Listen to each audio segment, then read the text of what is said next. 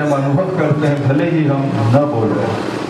Government institutions जो है वो भी हमारे एक्सपेक्टेशंस के अनुरूप डिलीवरी नहीं कर पा रही है।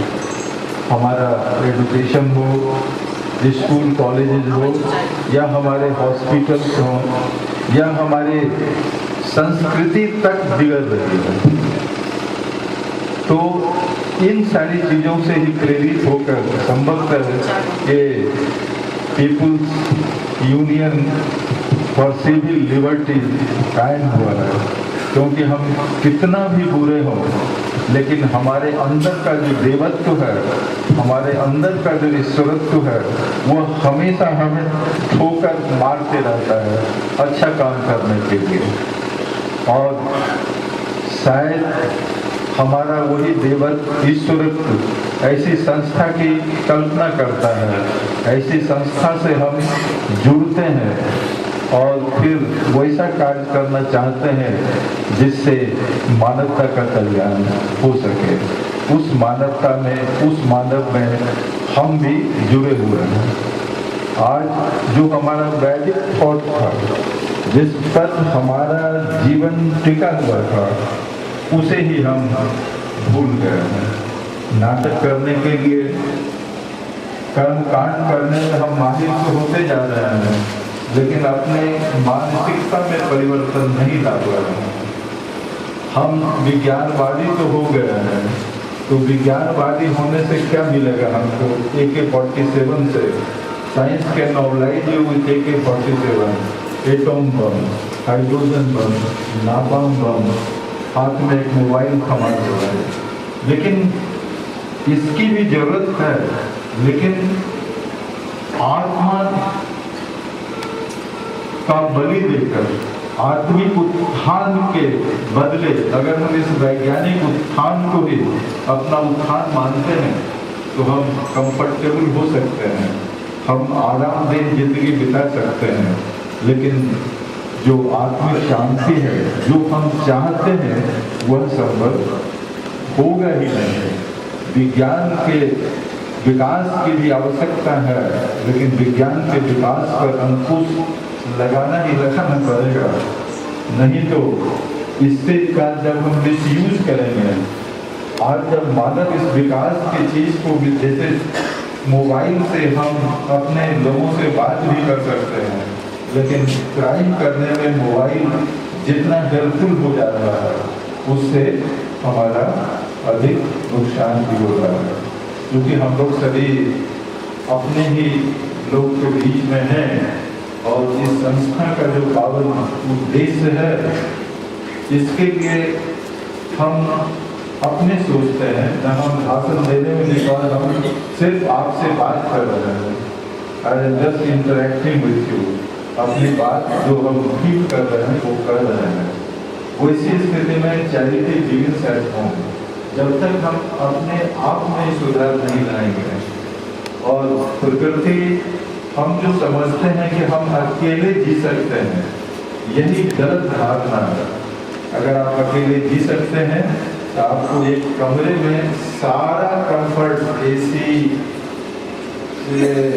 खाना, पुलाव, पूरी सब चीज दे के अगर एक कमरे में अकेले छोड़ दिया जाए, तो हम नहीं समझते हैं कि आप कुछ दिन से अधिक बच सकते हैं। इसका मतलब है कि हमारा वाइटलिटी आपके पास है, आपका वाइटलिटी मेरे पास है।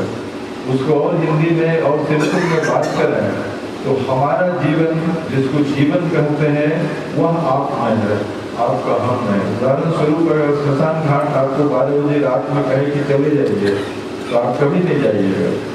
लेकिन 4 आदमी कहे कि चलो हम भी चलते हैं, तो आप चले जाइएगा। तो डर कहाँ चला जाता है?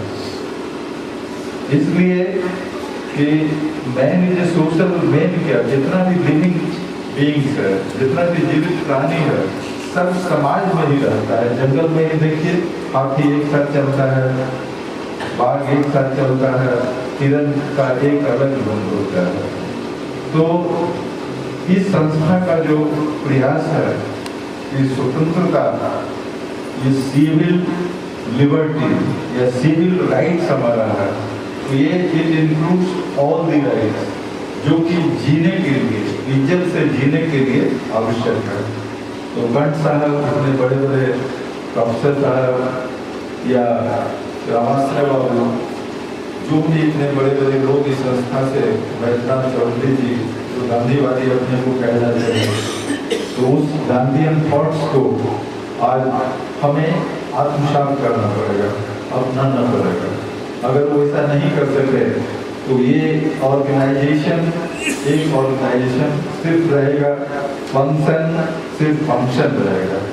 व्यवहारिकता में जब तक हम इसको नहीं उतारेंगे, नहीं करेंगे, तो हम वो अचीव नहीं कर सकते हैं जिसे हम करने का दावा करते हैं।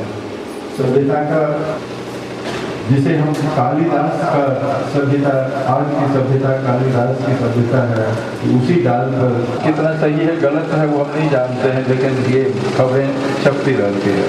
ये भी खबरें छपती रहती है कि अध्यात्मवादी गुरु तांत्रिक ये लोग हैं, ये बाजार लगाते हैं और इंटेलेक्चुअल क्राइम करके जो हमारे भोले भाले अंधविश्वासी लोग हैं उसे एक्सप्लॉइट करते हैं। बाजार में स्पूरियस ड्रग्स बिक रहा है, जो लाइफ सेविंग ड्रग्स है, जो जीवन रक्षक दवाएं हैं, वो भी आपको पूरे मात्रा में गलत मिल रहा है। एक भी फूड स्टफ अगर आप बाजार से एक छटा भी शुद्ध ला दीजिए तो मैं आपको माने कि मान लूँगा कि आज की सभ्यता कुछ अच्छी है। तो ये क्या होगा? एजुकेशन, स्कूल में जाके देखिए, शिक्षक, प्रोफेसर, ये सारी क्या बातें हो रही है। हॉस्पिटल जाएं, क्या होगा? प्राइवेट नर्सिंग होम्स हैं, आप लाइन लगे रहिए। कितना ये बातें सच है या झूठ है ये तो आप खुद समझ सकते हैं, लेकिन सुनने में शिकायतें इस तरह की आती हैं। तो आज हमें ऐसी संस्थाओं और इनसे जुड़े हुए लोगों के विचारों की मदद से उस विचारों को जमीन पर लाके एक ऐसे सुसंस्कृत सभ्यता, सुसंस्कृत समाज का हम विकास करना चाहेंगे। और ये जो पीपुल्स रिप्रेजेंटेटिव गवर्नमेंट है और वहाँ कोई नहीं है, हम ही जिसको चुन के भेजते हैं, वही फिर हमारे ऊपर शासन, virtually they are public servants, मालिक हम हैं।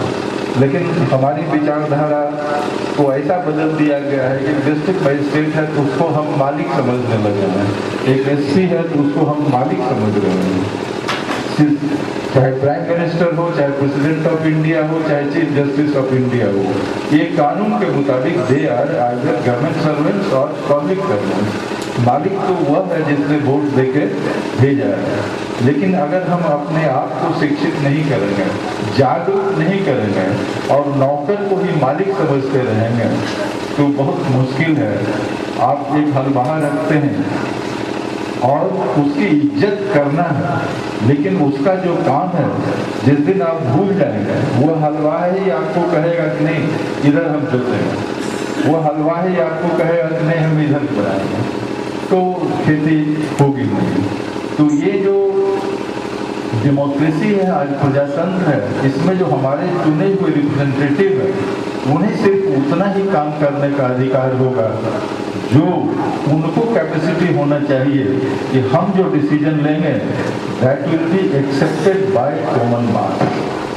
ऐसे जो पावर में है, सत्ता में है या कोई एक जज है, वह गलत सलत भी जजमेंट दे सकता है, लेकिन उसके विचारधारा, उसकी मानसिकता इतना ही उन्नत होना चाहिए कि वह वही जजमेंट देगा जो सही होगा। और दो तरह के बात में एक ही बात